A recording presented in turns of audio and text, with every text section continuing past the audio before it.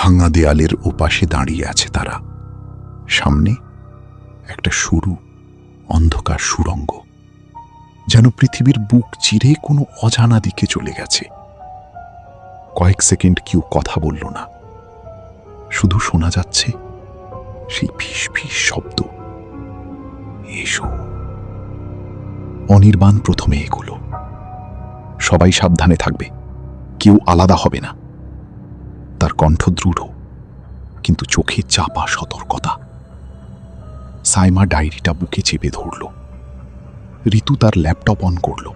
স্ক্রিনে অদ্ভুত রিডিং উঠানামা করছে। আকাশ চুপচাপ, সে শুধু সামনে তাকিয়ে হাঁটছে। মাঝে মাঝে ঠোঁট নড়ছে, যেন কারোর সাথে কথা বলছে।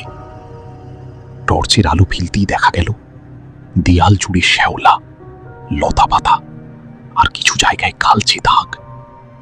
মেঝেতে ভাঙা পাথর, ইট। হাঁটতে কষ্ট হচ্ছে, বাতাস ভারী, শ্বাস নিতে কষ্ট হচ্ছে। মাঝে মাঝে ফড়ফড় বাদুড় উড়ে যাচ্ছে মাথার উপর দিয়ে। সাইমা হালকা চমকে উঠল। এই জায়গাটা জীবন্ত মনে হচ্ছে। অনির্বাণ থামল না। চলতে থাকো। ঋতু হঠাৎ বলল, ওয়েট। সবাই থামল। তার স্ক্রিনে লাল সিগন্যাল উঠছে। তাপমাত্রা কমছে খুব দ্রুত, আর ইএমএফ এটা নর্মাল লিমিট ছাড়িয়ে গেছে। অনির্বাণ তাকালো। মানে?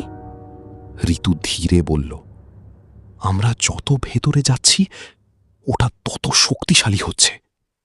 হঠাৎ সুড়ঙ্গের ডান পাশে একটা ছোট কুঠুরি দেখা গেল, পুরো অন্ধকারে ঢাকা। অনির্বাণ টর্চের আলো ফেলল, আর সবাই থমকে গেল। ভেতরে দাঁড়িয়ে আছে কিছু মূর্তি, কিন্তু সেগুলো স্বাভাবিক না। বিকৃত মুখ, ফাঁকা চোখ, হাতের মধ্যে অদ্ভুত অস্ত্র, যেন যুদ্ধের জন্য প্রস্তুত। সাইমা ফিস ফিস করে বলল, এগুলো কোনো প্রাচীন উপাসনার প্রতীক, কিন্তু এটা ভালো কিছু না। অনির্বাণ কাছে গিয়ে ছবি তুলল। দেখা গেল মূর্তিগুলোর গায়ে খোদাই করা অজানা অক্ষর। ঋতু বলল, এই সিম্বলগুলো আমি আগে দেখিনি। হঠাৎ একটা মূর্তির চোখে এক ঝলক আলো জ্বলে উঠল, খুব ক্ষণিকের জন্য। দেখেছো? আকাশ ফিস ফিস করে বলল।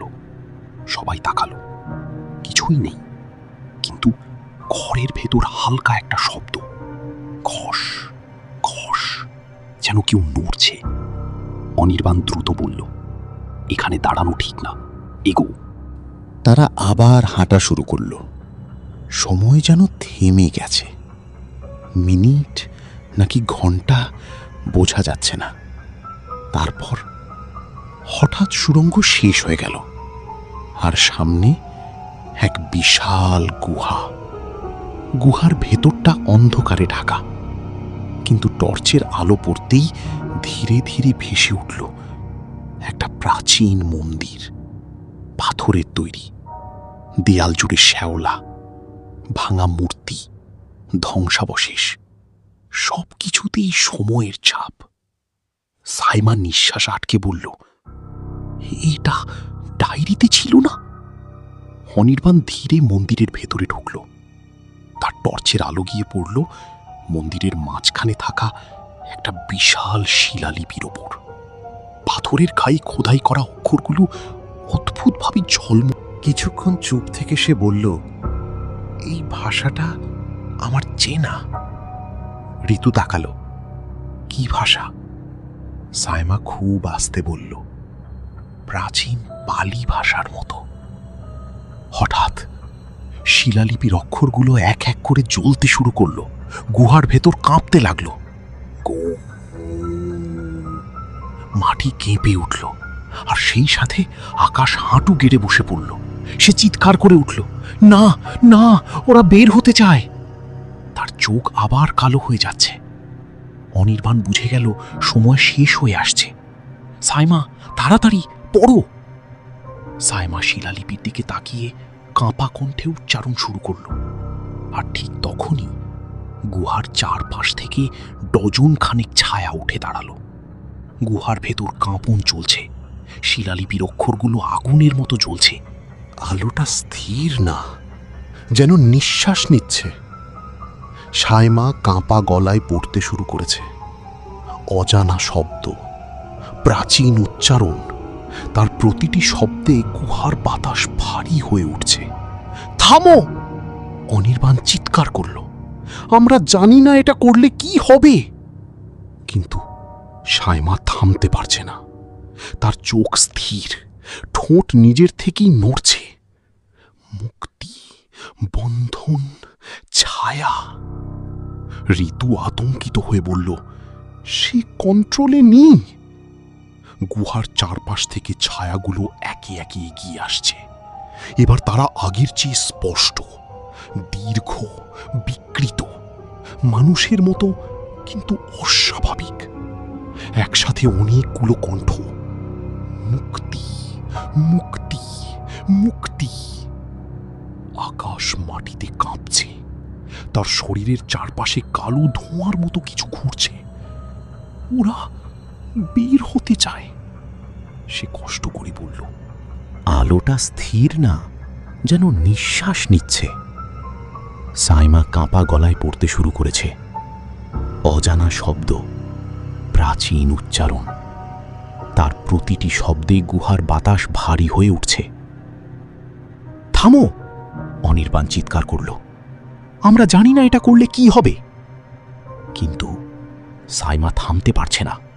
তার চোখ স্থির, ঠোঁট নিজের থেকেই নড়ছে।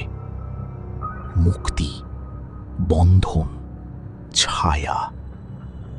ঋতু আতঙ্কিত হয়ে বলল, সে কন্ট্রোলে নেই। গুহার চারপাশ থেকে ছায়াগুলো একে একে এগিয়ে আসছে। এবার তারা আগের চেয়ে স্পষ্ট, দীর্ঘ, বিকৃত, মানুষের মতো কিন্তু অস্বাভাবিক। একসাথে অনেকগুলো কণ্ঠ। মুক্তি, মুক্তি, মুক্তি। আকাশ মাটিতে কাঁপছে। তার শরীরের চারপাশে কালো ধোঁয়ার মতো কিছু ঘুরছে। ওরা বের হতে চায়, সে কষ্ট করে বলল।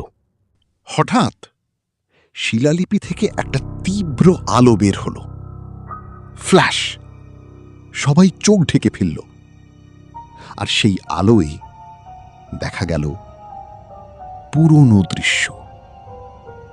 গুহাটা আগের মতোই, কিন্তু মন্দিরটা অক্ষত। আর তার সামনে দাঁড়িয়ে আছে একজন মানুষ, প্রতাপ রায়। তার চারপাশে মশাল জ্বলছে, আর তার সামনে একটা অন্ধকার সত্তা, ধোঁয়ার মতো, ছায়ার মতো। প্রতাপ রায় চিৎকার করে বলছে, আমি তোমাকে বেঁধে রাখব। সে শিলালিপিতে হাত রাখল আর কিছু মন্ত্র উচ্চারণ করল।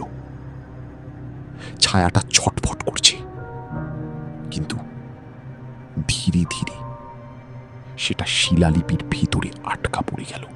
দৃশ্যটা হঠাৎ বদলে গেল। প্রতাপ রায় হাঁপাচ্ছে, তার মুখে ভয়। না, এটা শেষ না। সে কাঁপা গলায় বলল, এটা পুরো শক্তি না, এর একটা অংশ বাইরে রয়ে গেছে। তার চোখে আতঙ্ক।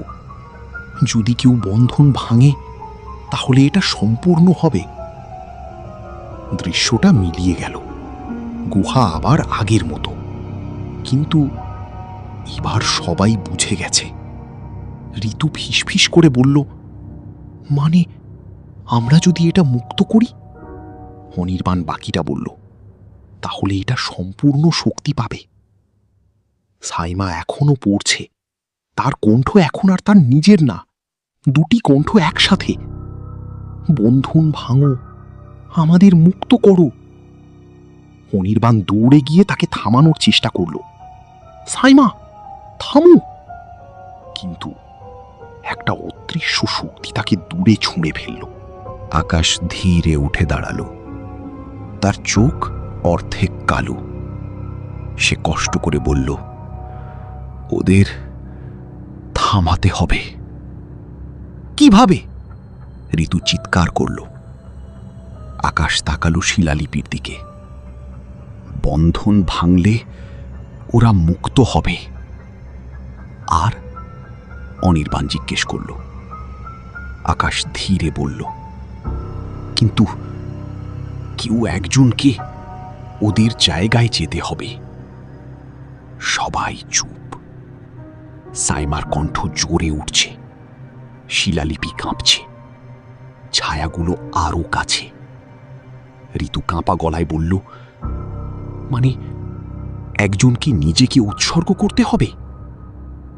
আকাশ মাথা নাড়ল। হ্যাঁ, এক মুখ। সে ধীরে শিলালিপির দিকে এগিয়ে গেল। চারপাশের ছায়াগুলো থেমে গেল, যেন অপেক্ষা করছে। অনির্বাণদা কাঁপতে কাঁপতে বলল, অনির্বাণদা, একবার করলে ফিরে আসা যাবে না। অনির্বাণ থামল না। সে শিলালিপির সামনে দাঁড়িয়ে হাত বাড়ালো। ঠিক ছোঁয়ার আগ মুহূর্তে হঠাৎ পেছন থেকে একটা কণ্ঠ, না, এটা তুমি না। সবাই ঘুরে তাকালো। ঋতু দাঁড়িয়ে আছে। তার চোখে অদ্ভুত দৃঢ়তা। আমি করব। গুহার ভেতর নিস্তব্ধতা নেমে এসেছে। শুধু শোনা যাচ্ছে শিলালিপির কম্পন, ছায়াদের ফিসফিস, আর সবার ভারী শ্বাস। ঋতু সামনে দাঁড়িয়ে, তার চোখ শান্ত। অনির্বাণ ধীরে বলল, ঋতু, এটা সহজ সিদ্ধান্ত না। ঋতু হালকা হাসল। এখানে কোনো সিদ্ধান্ত সহজ না। তার ল্যাপটপ ধীরে মাটিতে নামিয়ে রাখল। আমি শুরু থেকেই ডাটা দেখছি, সব রিডিং, সব প্যাটার্ন। সে শিলালিপির দিকে তাকালো। এটা কোনো সাধারণ ছায়া না। হঠাৎ ঋতু তার হাত দিয়ে নিজের কপাল ছুঁল। আমি আগে কিছু বলিনি। সবাই চুপ। আমি প্রথম দিন থেকেই সিগন্যালটা আমার ডিভাইসের সাথে রেজোনেট করছে। অনির্বাণ ভ্রু কুঁচকাল। মানে? ঋতু খুব আস্তে বলল, মানে এটা আমাকে চিনছে। হঠাৎ তার চোখে এক ঝলক কালো ছায়া দেখা গেল, খুব ক্ষণিকের জন্য। সাইমা আকাশ হঠাৎ সামনে এসে দাঁড়ালো। না, তুমি যেতে পারো না। তার গলা অর্ধেক নিজের না, অর্ধেক অন্য কারো। ঋতু তাকালো। তুমি তো আগেই চলে গেছো, তাই না? আকাশ থমকে গেল।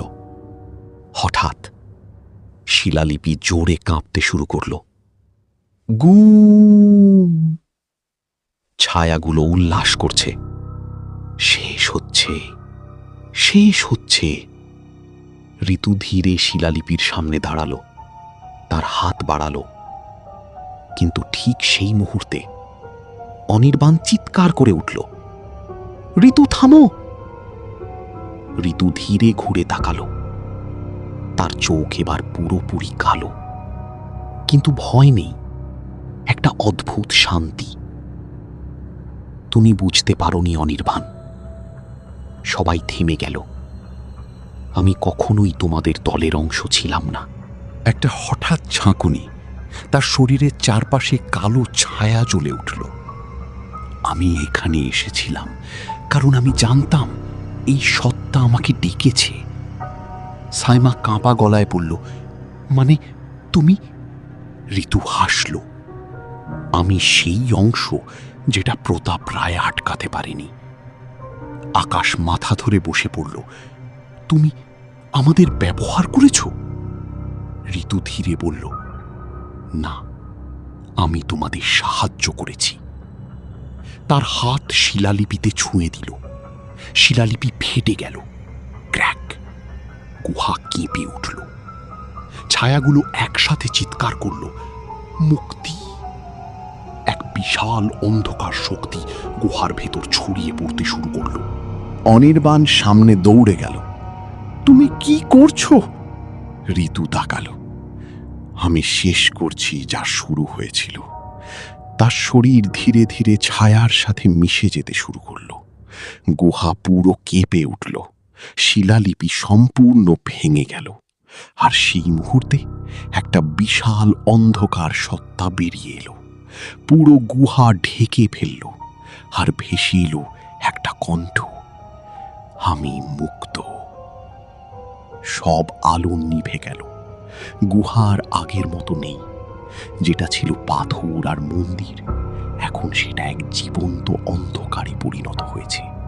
চারপাশে দেওয়ালগুলো নড়ছে, মাটি কাঁপছে, আর বাতাসে শুধু একটা শব্দ, শ্বাস শ্বাস শ্বাস। গুহার মাঝখানে দাঁড়িয়ে আছে সেই সত্তা। পুরোটা স্পষ্ট না, কিন্তু আকার বিশাল। মানুষ না, ছায়া না, দুইয়ের মাঝামাঝি কিছু। তার শরীর থেকে কালো ধোঁয়া বের হচ্ছে, আর সেই ধোঁয়ার ভেতর মুখের মতো আকৃতি তৈরি হচ্ছে, আবার ভেঙে যাচ্ছে। আমি মুক্ত। অনির্বাণ সামনে তাকিয়ে চিৎকার করল, ঋতু! কিন্তু সেখানে ঋতু আর আগের মতো নেই। তার শরীরের চারপাশে ছায়া ঘুরছে, তার চোখ পুরো কালো। সে ধীরে মাথা ঘুরিয়ে বলল, আমি এখন পুরোটা না, কিন্তু আমি দরজা। সাইমা কাঁপা গলায় বলল, মানে তুমি এখন ওর অংশ?